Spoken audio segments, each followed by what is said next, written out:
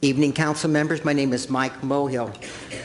Mr. Cezern talked about a $35 million bond that the council passed several years ago without voter approval. The question is, why did we need the bond in the first place? Let me give you a little history lesson. That's because we were transferring millions of dollars out of GWP to the general fund to pay for our salaries and pensions. The same old story, isn't it? Salaries and pensions. $25 million. Mr. Zern, maybe you can tell us how many millions of dollars have been transferred out of GWP to the general fund just on the water side over the last several years. I know they stopped it a couple years ago, but how much money was transferred out?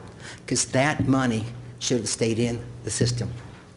Next point is, the money's being buried. By the way, the bond is being buried in our GWP bill, so the public does not know there's a bond. Isn't that nice to know? The public does not know we are paying for a bond. Wow. Where's the transparency, what I like to know, and accountability?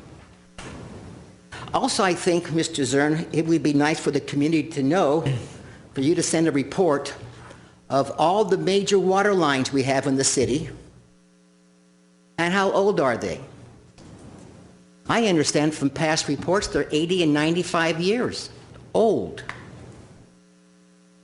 Can we expect some water lines to break in the next several years? I remember Mr. Weaver, who was sitting here one night when Mr. Milano came back and had a PowerPoint showing all these water lines, how old they were. He said, I didn't know I had a water line in my neighborhood going up Hollister Terrace that was like 90 years old.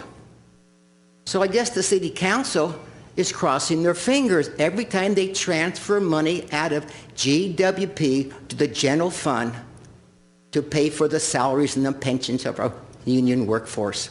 Remember, ladies and gentlemen, today 85% is required of the general fund just to pay for the salaries and the pensions of our police and fire department. And this city council sets the salaries and the pension for our police and firemen. Who are they responsible for? They're not responsible to the people in the viewing audience. I want to know, I like to have some accountability as where is our money going to? And what can we expect? When can we expect the next water line to break and rupture?